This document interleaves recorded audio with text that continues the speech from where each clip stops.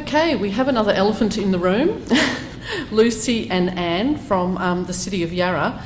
Lucy worked in federal government prior to joining Yarra City, and she's been involved in emergency management planning and operations for both natural and man-made disasters in Samoa, France, Algeria and Australia, so a really international perspective there. She holds a Master's in Science with a distinction in Risk, Crisis and Disaster Management from the University of Leicester, and is a member of the Australian Institute of Emergency Services. And I have heard on the grapevine that Lucy is also a professional cello player, so a very accomplished woman. Anne has worked at the Yarra City Council for 10 years as a policy advisor in housing and homelessness, specifically in the areas of social housing, rooming houses and council's responses to homelessness and rough sleeping in the municipality. Lucy and Anne are here to talk about a new project in the city of Yarra to raise awareness around heat health, and it's a fantastic and really interesting initiative, so listen up.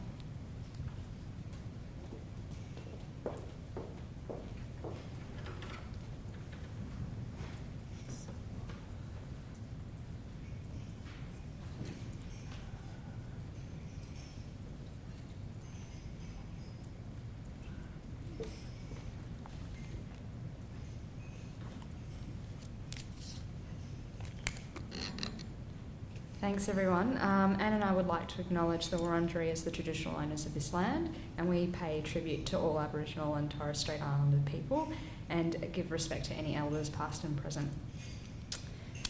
So reducing vulnerability of people to consequences of extreme heat, we think it's a bit like eating the elephant, and the saying goes that to eat an elephant you have to take one bite at a time. So as we were presented, my name's Lucy, I'm the Emergency Management Planning Officer at Yarra City Council. And I'm Anne Burton, Policy Advisor, Housing and Homelessness. So we're going to talk to you today about how Yarra City's been eating this elephant, and we're going to share our spice mix with you that's made the meal more appetising, and we'll discuss how we've called on our friends to come around with a fork so that we're getting through the beast a little bit more quickly. And while I'm on this extended metaphor, I'll just point out that our elephant is very specific. It's limited to council's education and engagement campaigns in terms of the development and provision of personal products to promote heat adaptation. So there are a number of other elephants going on in council that form part of the heatwave management herd. So there's a heatwave risk reduction elephant, and Yarra City Council, for example, became Victoria's first carbon neutral council under the federal government's carbon offset standard. So there's some pretty impressive long-term strategies that are in place that are going to assist in reducing the number of vulnerable people in the community. And council also has working groups established to look at infrastructural heat adaptation projects, like making our road surfaces cooler through urban design. So our elephant has taken the form of building community resilience to periods of extreme hot weather through education and through engagement, and educating people on adaptation techniques and empowering them to adapt through knowledge with the aid of physical resources and by facilitating social connectivity. So we've actually had a little bit of a chat about this today. Identifying who's vulnerable can be quite difficult.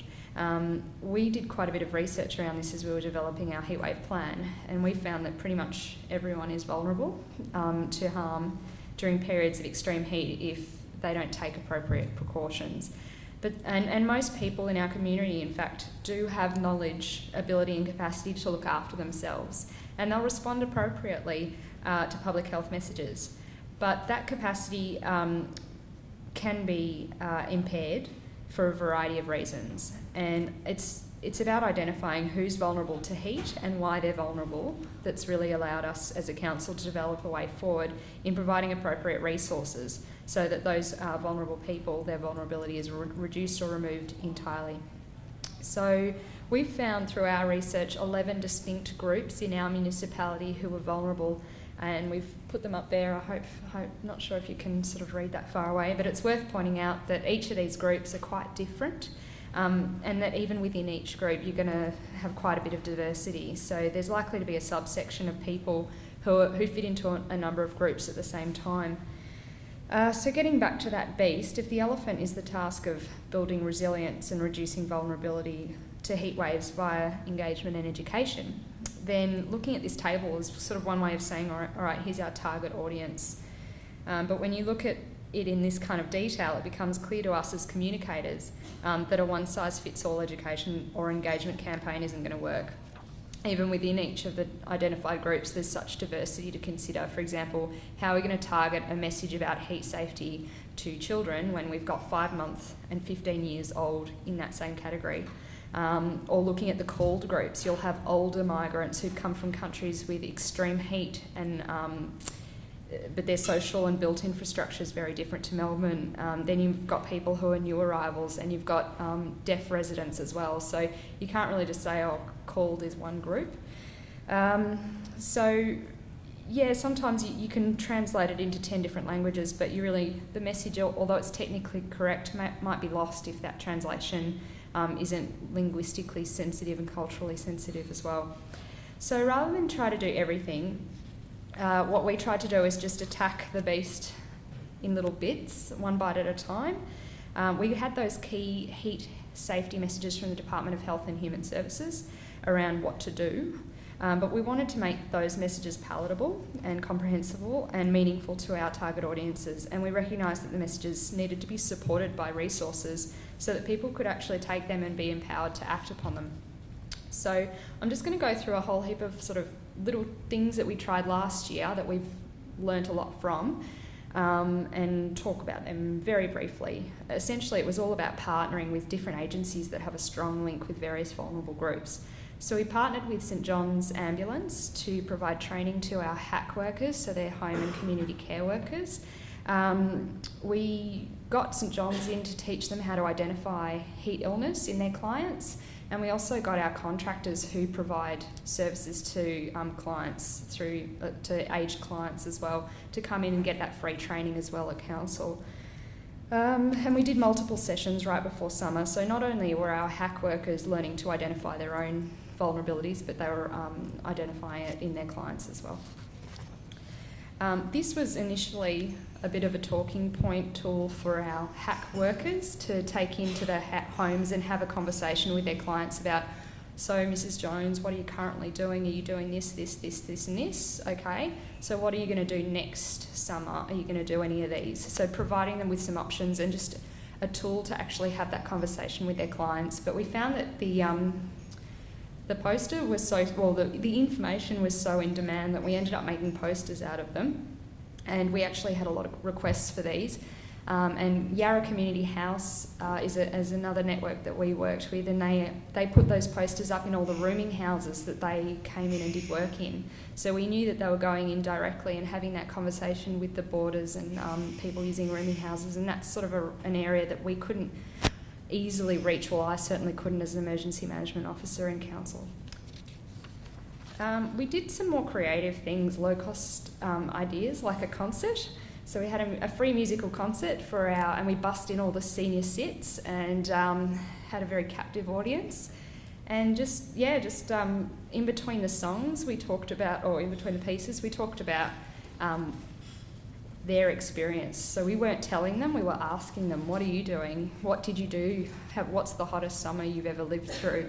And just getting them to start a bit of dialogue, and they were actually pretty vocal and had some really interesting ideas. And then sort of in between each of those, we had music, and then afterwards we said, oh, well, here's some other things that you could be doing. And at the end we provided them, we said, oh, there are some resources available, and they came back to us and said, we want these, we want them. So that was some really good feedback that we got from there.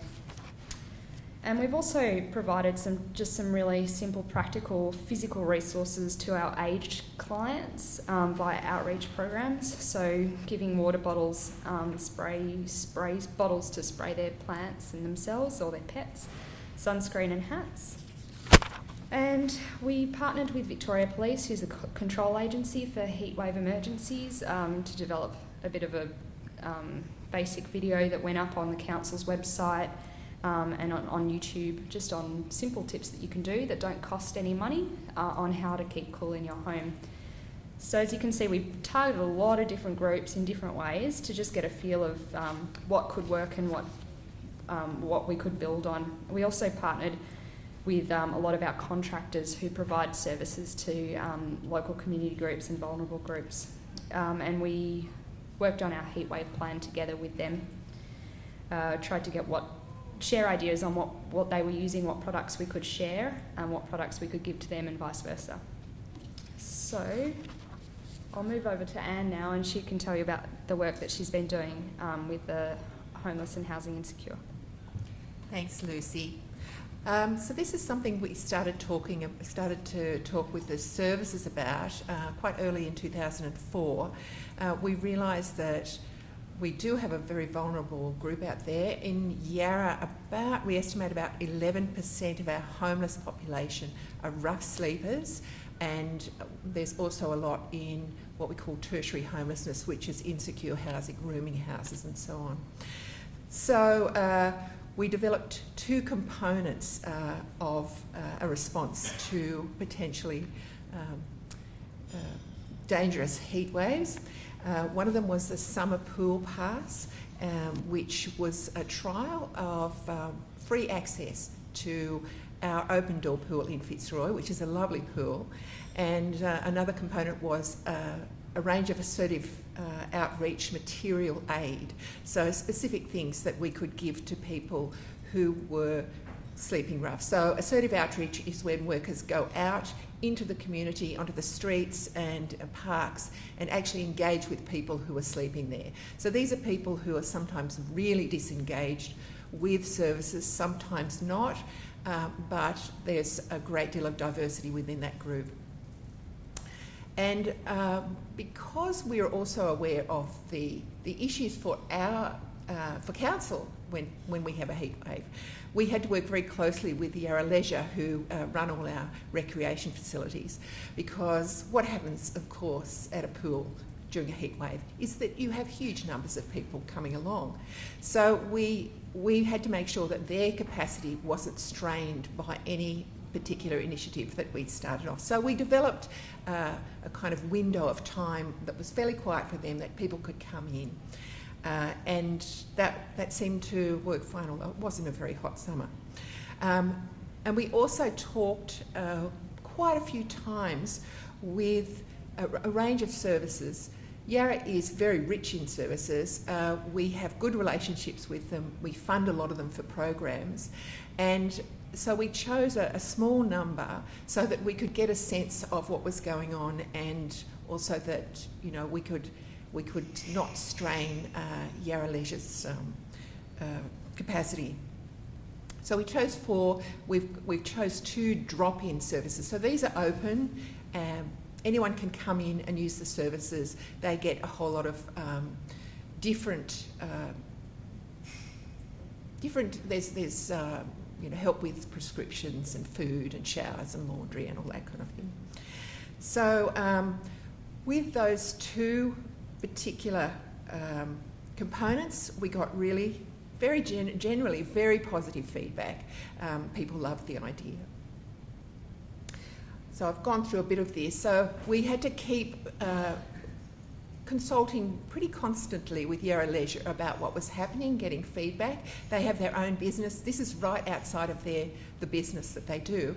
But at the same time, one of their initiatives is a community membership initiative. So a lot of the community services organisations already have a membership for their clients. So we wanted people to access the pool who don't usually use that. So these are the really disengaged people, and we wanted it to be a way of engaging with them, to offer them something that they wouldn't normally get.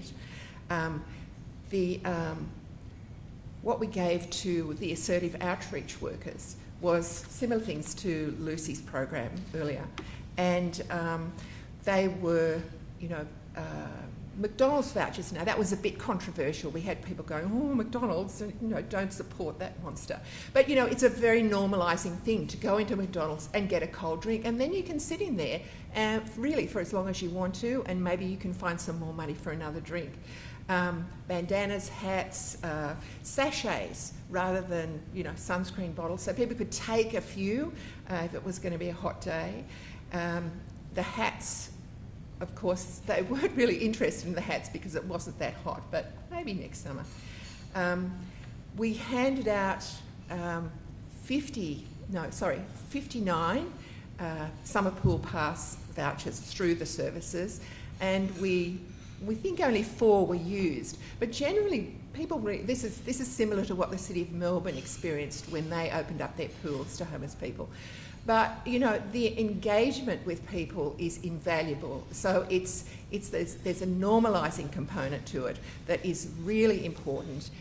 People can use it or not use it; it doesn't matter.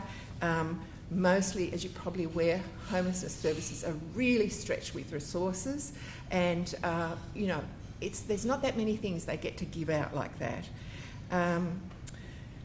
The feedback, as I said, was that people really loved getting something. It was an important way for them to feel like they belonged in the community, that they were encouraged around social connectivity by the material aid and the passes.